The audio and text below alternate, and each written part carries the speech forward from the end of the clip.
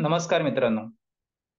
प्रत्येक व्यक्तीला ईश्वराने, निसर्गाने किंवा वैश्विक शक्तीने असं काही सामर्थ्य आणि मानसिक शक्ती दिलेली आहे, की त्याच्या माध्यमातून कोणताही व्यक्ती त्याला असलेली पाहिजे ती परिस्थिती किंवा पाहिजे तो परिणाम मिळवू शकतो. मग त्या व्यक्तीच्या सध्याच्या समस्या त्या कितीही मोठ्या असतील किंवा त्यातून बाहेर पडणं एखाद्या व्यक्तीला किती अवघड वाटत असेल किंवा बाकी जगाच्या दृष्टिकोनातून ती समस्या सुटणं अवघड असेल किंवा अशक्य जरी असेल, तरी सुद्धा कोणताही व्यक्ती आपल्या आतमध्ये असलेल्या प्रचंड आणि अनंत अशा विचारांच्या शक्तीच्या माध्यमातून किंवा मानसिक शक्तीच्या माध्यमातून किंवा आपण म्हणू शकतो की आपल्या अंतर्मनाच्या शक्तीच्या माध्यमातून आपल्याला पाहिजे ते परिणाम किंवा परिस्थिती निर्माण करू शकतो आणि ती सुद्धा निश्चितपणे प्राप्त करू शकतो. तर आपल्या प्रत्येक व्यक्तीकडे जबरदस्त मानसिक सामर्थ्य किंवा खूप मोठी शक्ती आहे. तर या शक्तीची ओळख करण्याच्या दृष्टिकोनातून आपल्याला आज दोन अशी उदाहरणं सांगितली जाणार आहेत, की ती उदाहरणं ऐकल्यानंतर आणि त्या गोष्टी लक्षात घेतल्यानंतर आपल्याला खात्री होईल, की कोणताही व्यक्ती किंवा आपण आपल्याला पाहिजे त्या गोष्टी किंवा परिणाम निश्चितपणे मिळवू शकतो. तर ही जी दोन उदाहरणं सांगितली जाणार आहेत आपल्याला, त्याच्यामध्ये पहिलं जे उदाहरण आहे, ती जस्ट गेल्या वर्षी घडलेली गोष्ट आहे आणि जे दुसरं उदाहरण असणार आहे, तर ती गोष्ट साधारणतः 1960 मध्ये घडलेली आहे. तर आपल्या विचारांच्या व मानसिक शक्तीच्या माध्यमातून आश्चर्यकारक परिणाम मिळवलेल्या काही लोकांची उदाहरणं आपण बघणार आहोत. त्याच्यामध्ये आपण दोन उदाहरणं बघणार आहोत. पहिलं उदाहरण आहे, दररोज फक्त अर्धा लिटर पाणी पिऊन सलग 171 दिवसांचा उपवास करणारे जैन संत मुनी विराग सागरजी. आता बरेचदा आपण अधेमध्ये उपवास धरत असतो आणि बऱ्याच लोकांना एक दिवसाचा उपवास सुद्धा काढणं किंवा उपवास करणं अवघड जात असतं आणि बरेच जण एक दिवसाच्या उपवासामध्ये सुद्धा एक दोन वेळा काही फराळ करत असतात किंवा काही फळे वगैरे खात असतात किंवा चहा पित असतात. परंतु हा आपण एक चमत्कार म्हणू शकतो. चमत्कार म्हणण्यापेक्षा प्रत्येक व्यक्तीकडे असं काही सामर्थ्य असतं किंवा मानसिक शक्ती असते. त्याचा वापर कसा करायचा हे जर एखाद्या व्यक्तीला माहीत झालं, तर कोणताही व्यक्ती आश्चर्यकारक गोष्टी करू शकतो.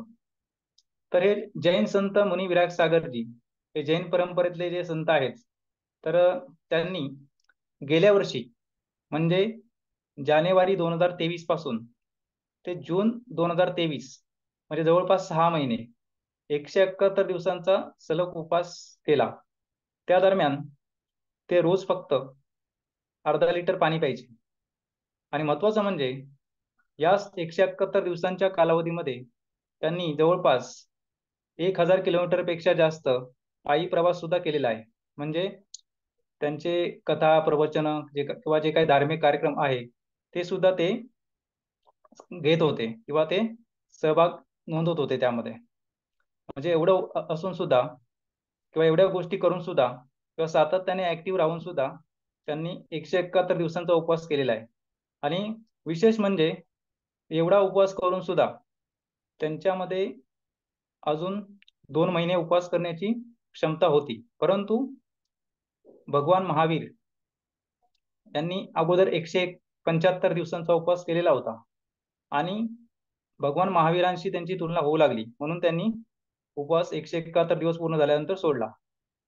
आपण हे बघू शकतो की 5 जुलै 2023 च्या दैनिक भास्कर पेपरमध्ये, हिंदी मधलं वर्तमानपत्र आहे दैनिक भास्कर, त्याच्यामध्ये ही बातमी आलेली होती. तसेच मराठी मराठी वर्तमानपत्र आहे लोकमत, दैनिक लोकमत, याच्यामध्ये सुद्धा ही बातमी आलेली होती. ते आपण बघू शकतो की 171 दिवसांचा उपवास केलेला आहे त्यांनी आणि त्याच्या दरम्यान त्यांनी 1000 किलोमीटरचा पायी प्रवास सुद्धा केलेला आहे. आणि हे आपण बघू शकतो.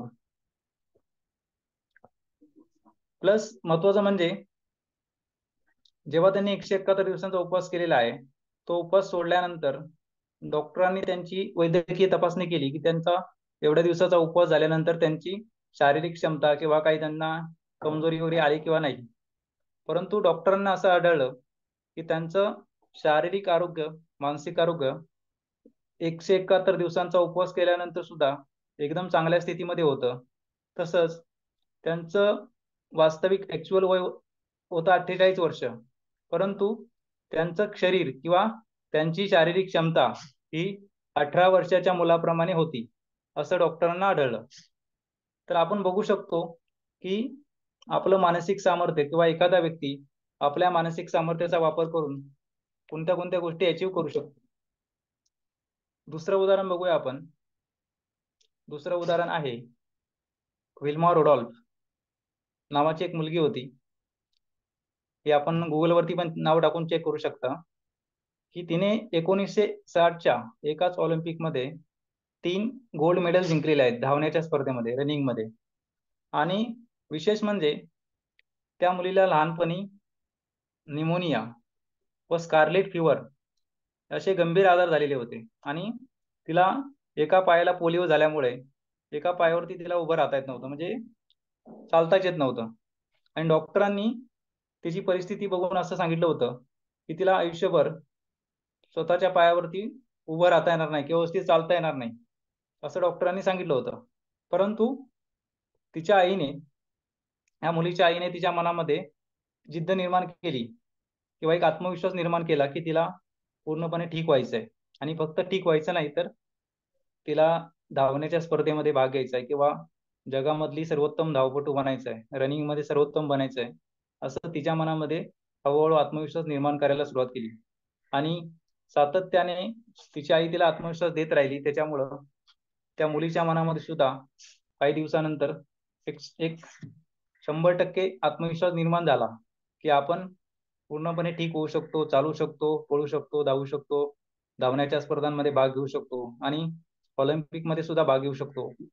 तसेच ऑलिम्पिकमध्ये आपण सुवर्ण पदक सुद्धा जिंकू शकतो, असा तिच्या मनामध्ये आत्मविश्वास निर्माण झाला. आणि पहिल्यांदा तिने 1956च्या ऑलिम्पिकमध्ये भाग घेतला होता. परंतु त्यावेळेस तिला फारसं यश प्राप्त नाही झालं. परंतु तरी सुद्धा तिने तिच्या मनामध्ये जिद्द आणि आत्मविश्वास होता. तिने तिची तयारी चालू ठेवली आणि बरोबर 4 वर्षानंतर 1960च्या ऑलिम्पिकमध्ये तिने धावण्याच्या स्पर्धेमध्ये 3 सुवर्णपदकं जिंकलेली आहेत. म्हणजे हे आपण बघू शकतो, विल्मा रोडॉल्फ एकाच ऑलिम्पिकमध्ये 3 सुवर्णपदकं तिने जिंकलेली आहेत.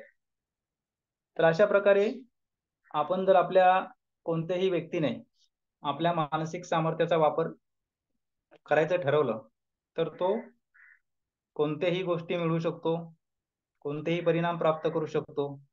त्याच्या कोणत्याही समस्या असतील, किती मोठ्या प्रकारच्या समस्या असतील, किती दिवसापासूनच्या समस्या असतील, किती वर्षापासूनच्या समस्या असतील, तो त्यातून बाहेर पडू शकतो. त्यासाठी आपल्याला आपल्या मानसिक शक्तीबद्दल किंवा अंतर्मनाच्या शक्तीबद्दल, विचारांच्या शक्तीबद्दल आधी जास्तीत जास्त ज्ञान प्राप्त करणं गरजेचं आहे. ते ज्ञान आपण वाढवणं गरजेचं आहे. सातत्याने ते अ, जाणून घेणं गरजेचं आहे आणि आपल्या मानसिक क्षमतेचा किंवा आतमध्ये असलेल्या अंतर्मनाच्या शक्तीचा हळूहळू आपण वापर करायला सुरुवात करणं गरजेचं आहे. हे जर आपण केलं तर कोणताही व्यक्ती त्याच्या आरोग्याच्या समस्या असतील, आर्थिक समस्या असतील, नातेसंबंधातील समस्या असतील किंवा जीवनातील कोणत्याही समस्या असतील, त्यावर सहजपणे 100% मात करून त्याला पाहिजे तो परिणाम किंवा परिस्थिती निर्माण करू शकतो. तर आपल्याला हा व्हिडिओ जर आवडला असेल किंवा यात सांगितलेल्या गोष्टी आवडलेल्या असतील, तर आपण हा व्हिडिओ लाईक करू शकता आणि शेअर करू शकता. आणि हा जो चॅनल आहे त्याला नक्की सबस्क्राईब करू शकता. धन्यवाद.